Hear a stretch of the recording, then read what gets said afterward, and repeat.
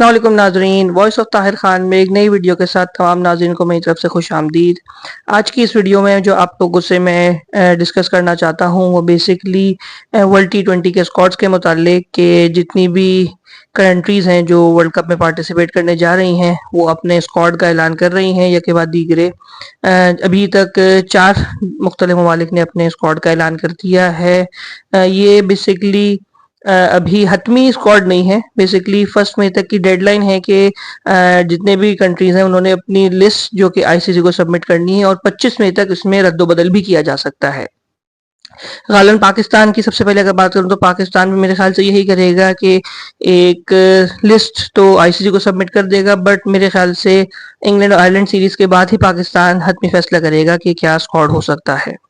लेकिन सबसे पहले जिक्र करते हैं कि 4 डिफरेंट ममालिक ने अपने स्क्वाड का ऐलान कर दिया है, जिसमें इंग्लैंड, न्यूजीलैंड, साउथ अफ्रीका और इंडिया है। सबसे पहले बात करते हैं डिफेंडिंग चैंपियन इंग्लैंड की कि उन्होंने ऑलमोस्ट सेम ही स्क्वाड का ऐलान किया है। बेन स्टोक्स जो कि खुद ही अनअवेलेबल हैं वर्ल्ड कप के लिए तो वो शामिल नहीं है। एलेक्स हेल्स तो रिटायर हो चुके हैं। तो तकरीबन 9 खिलाड़ी ऐसे हैं जो कि पिछले वर्ल्ड कप में जिन्होंने फाते स्क्वाड का हिस्सा जो थे वही लोग इसमें शामिल हैं। सबसे खुशाइन बात उनके लिए यह है कि जोफ्रा आर्चर जो कि कमबैक कर रहे हैं इस वर्ल्ड कप में, तो इंग्लिश टीम उससे काफ़ी ज़्यादा सॉलिड नज़र आ रही है। ऑन पेपर उनकी टीम बहुत अच्छी नज़र आ रही है। अगर उनका बॉलिंग अटैक देखें तो बहुत ज़्यादा फॉर्मिडेबल है। मेरे ख्याल से जॉस बटलर के लिए बहुत मुश्किल होगी कि वो किसको खिलाएं किसको ना खिलाएं।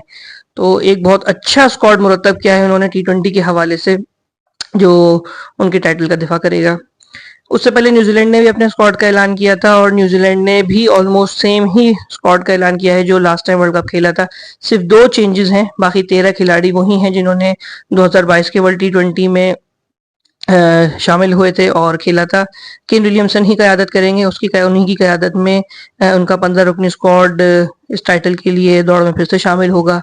साउथ अफ्रीका ने भी अपना स्क्वाड का ऐलान कर दिया है। टेम्बा बवूमा स्क्वाड में जगह नहीं बना पाए हैं और एडन मार्करम क़यादत करेंगे टीम की। उन्होंने 2 से 3 अनकैप्ड प्लेयर्स भी अपने स्क्वाड में शामिल किए हैं जो कि इस वर्ल्ड कप स्क्वाड में उनका हिस्सा हैं और गालिबन यही है स्क्वाड का हिस्सा रहेंगे और वर्ल्ड कप से पहले मेरे ख्याल से शायद साउथ अफ्रीका भी कुछ चेंजेस नहीं करेगा। सबसे सरप्राइजिंग जो स्क्वाड ऐलान हुआ है वो इंडिया का हुआ है। इंडिया ने अभी अपने वर्ल्ड कप के स्क्वाड का ऐलान कर दिया है। रोहित शर्मा ही क़यादत करेंगे, हार्दिक पांड्या उनके नायब होंगे।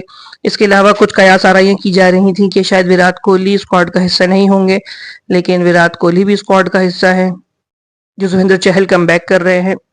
इंडिया ने भी एक बहुत अच्छा स्क्वाड का ऐलान किया है, लेकिन मैं इंडिया के स्क्वाड को ऐसे देख रहा हूँ कि इंडिया ने शायद अपना फास्ट बॉलिंग डिपार्टमेंट थोड़ा वीक रखा है, क्योंकि उन्होंने सिर्फ 3 फ्रंट लाइन फास्ट बॉलर्स रखे हैं। जसप्रीत बुमराह हैं, सिराज हैं और अर्शदीप हैं और चौथे हार्दिक पांड्या जो कि सपोर्टिंग में होंगे। तो मोस्ट प्रोबेबली जहां पे भी विकेट, जैसे न्यूयॉर्क की विकेट एक्सपेक्ट की जा रही है कि वो फास्ट बॉलर्स को फेवर करेगी, तो मेरे ख्याल से ये तीनों फास्ट बॉलर्स खेलेंगे। मेरे ख्याल से इंडिया ने काफ़ी ज़्यादा बर्डनाइज कर दिया अपने फास्ट बॉलिंग यूनिट को और स्पिन डिपार्टमेंट में उन्होंने ज़्यादा, मेरे ख्याल से बहुत ही ज़्यादा स्पिनर्स इंक्लूड कर दिए कि जब अगर आप कुलदीप यादव, युजवेंद्र चहल और रविंद्र जडेजा को लेके जा रहे थे तो मेरे ख्याल से 15 के स्क्वाड में अक्षर पटेल की जगह नहीं बन रही थी। उनको अगर वो ट्रैवलिंग रिजर्व में रखते तो ज़्यादा बेहतर होता, लेकिन उनको भी 15 में शामिल किया गया है। रिंकू सिंह, जिनको सब एक्सपेक्ट कर रहे थे कि शायद वो इंडिया के स्क्वाड का हिस्सा होंगे, लेकिन वो भी स्क्वाड में जगह नहीं बना पाए हैं। सबसे सरप्राइजिंग जो कि फैंस के लिए था वो शुभमन गिल थे कि उनको शामिल नहीं किया गया स्क्वाड में, जिनका बारे में कहा जा रहा था कि वो बाबर आजम से उनका कंपैरिजन हो रहा था, लेकिन अनफॉर्चुनेटली वो इस वर्ल्ड कप में उनकी भारतीय कौमी क्रिकेट टीम का हिस्सा नहीं होंगे।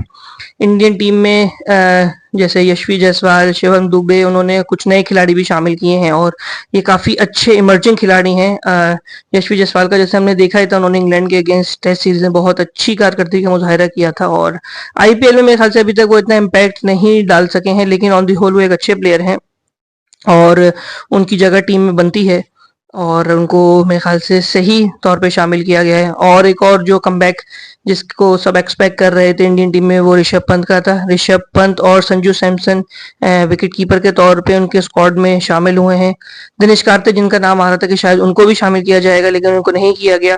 मेरे ख्याल से ये बिल्कुल सही फैसला था उनको शामिल ना करने का। वो लास्ट T20 वर्ल्ड कप में भी स्क्वाड का हिस्सा थे, लेकिन कोई ऐसा खास इम्पैक्ट नहीं क्रिएट कर पाए थे उस वक्त।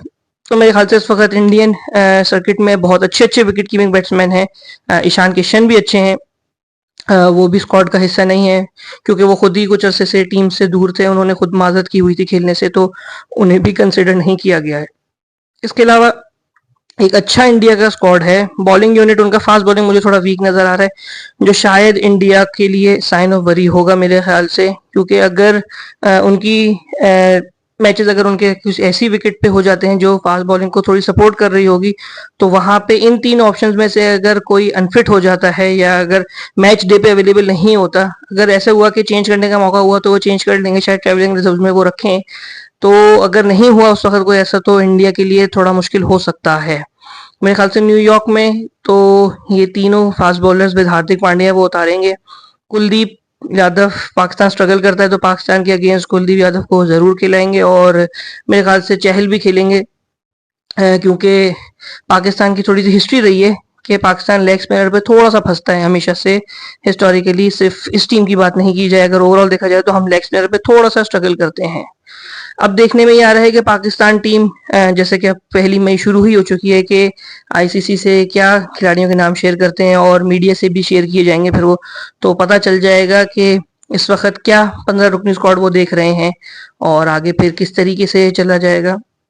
पाकिस्तानी स्क्वाड के मुतालिक अजहर महमूद की प्रेस कॉन्फ्रेंस में देख रहा था मोहसिन नकवी के साथ, तो उसमें वो बहुत सारी बातों का जिक्र कर रहे थे फिटनेस के मुतालिक, खास तौर से कि कैसे हम फील्ड में 15-20 रन बचा सकते हैं या बढ़ा सकते हैं। और उनका मेरे ख्याल से सबसे ज्यादा एम्फेसिस फिटनेस के ऊपर था, कि जैसे हम 2 रन कम भाग रहे हैं और बाकी टीमें ज्यादा 2 रन लेती हैं, हम फील्ड में रन कम बचा रहे हैं, फिर हम वाइड्स एक्स्ट्रास भी दे रहे हैं। तो उन्होंने ये कहा था कि उनका फोकस इस तरफ है। लेकिन फिर मेरा मैनेजमेंट से यही सवाल है कि अगर वो इतना फिटनेस पे जोर दे रहे हैं, तो आजम खान की फिटनेस, जिसपे वैसे ही एक सवालिया निशान है, वो कैसे सिंगल को डबल करेंगे और डबल को ट्रिपल करेंगे। तो उस जगह पे वैसे ही उनकी ये बात नलिफाइड हो जाएगी। सुनने में ये आ रहा है कि शायद बाबर आजम का भी इंक्लिनेशन इस तरफ ही है कि आजम खान को स्क्वाड में होना चाहिए। लेकिन अगर फिटनेस की बात की जाए तो वो फिटनेस के मैार पे तो पूरा नहीं उतर रहे। बेशक वो एक हार्ड हिटर के तौर पे एक रेपुटेशन रख रहे हैं, लेकिन वही बात है जो मैं पिछली गुज़िश्ता वीडियोस में भी कहता हुआ आ रहा हूँ कि हम रेपुटेशन के ऊपर प्लेयर्स को कब तक खिलाते रहेंगे। रेपुटेशन की वजह से शायद ऐसा भी हो रहा है कि बहुत से डिजर्विंग खिलाड़ियों को जगह नहीं मिल पा रही है। तो अगर आजम खान भी अपनी रेपुटेशन पे, क्योंकि वो एक हार्ड हिटर के तौर पे स्क्वाड में शामिल होंगे और मेरे ख्याल से बैकअप विकेट कीपर भी वही होंगे, तो उनकी जगह शायद मोहम्मद हारिस हो सकते थे या उस्मान खान भी हो सकते थे। तो ये तो खैर पता चलेगा कि क्या स्क्वाड का ऐलान होने जा रहा है। लेकिन अगर तो अजहर महमूद और मैनेजमेंट का एम्फेसिस इसके ऊपर है कि फिटनेस सबसे पहली प्रायोरिटी होनी चाहिए, तो आया आजम खान की जगह उस हवाले से बनती है या नहीं, ये एक और एक सवाल खड़ा हो रहा है। इसके अलावा जैसे हमें पता है कि अब पाकिस्तान क्रिकेट टीम ने कोचेस का भी ऐलान कर दिया है। व्हाइट बॉल और रेड बॉल के डिफरेंट कोचेस होंगे। गैरी कर्स्टन व्हाइट बॉल और जेसन गिलेस्पी रेड बॉल के कोच होंगे।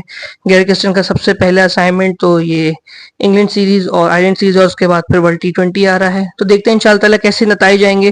गैरी कर्स्टन खुद, इंडिया ने 2011 में जो वर्ल्ड कप जीता था, वो उस वर्ल्ड कप जीती हुई टीम का कोच थे और एक अच्छे कोच माने जाते हैं, एक अच्छी रेपुटेशन रखते हैं वो, और उनका रिकॉर्ड भी अच्छा है, ट्रैक रिकॉर्ड माशाल्लाह से। तो देखते हैं शायद इंशाल्लाह पाकिस्तान के लिए फ्रूटफुल साबित हो। वैसे तो पाकिस्तान क्रिकेट में ये कहा जाता है कि अगर किसी के बुरे दिन शुरू हो रहे होते हैं कोचिंग के तौर पे, तो पाकिस्तान क्रिकेट टीम का कोच बन जाता है। तो ऐसा ना हो कि गैरी कर्स्टन को भी वही सब देखना पड़े जो इससे पहले बाकी कोचेस के साथ हुआ है।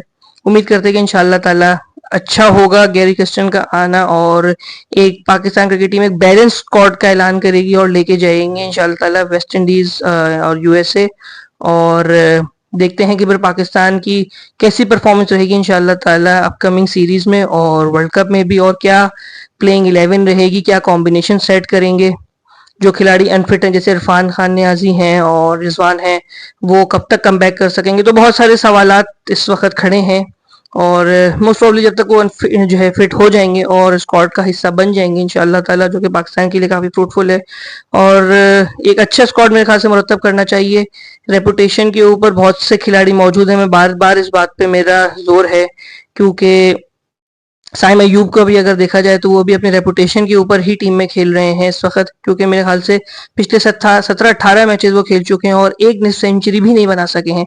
उनका जिस कैलिबर के खिलाड़ी हैं वो और उनका मवाजना जिन खिलाड़ियों से किया जाता है, तो उस हिसाब से वो अभी तक उस लेवल पे पूरा नहीं उतर पाए हैं और मेरे ख्याल से उनको काफ़ी मेहनत की ज़रूरत है और इस चीज़ का उनको एहसास करना चाहिए कि टीम उनकी तरफ देख रही है। क्योंकि अगर वो ओपन आ रहे हैं और उन्होंने जिस जोड़ी को रिप्लेस किया है और तोड़ा है, तो उनको उसके बराबर खेलना पड़ेगा और अपना कंट्रीब्यूशन करना पड़ेगा।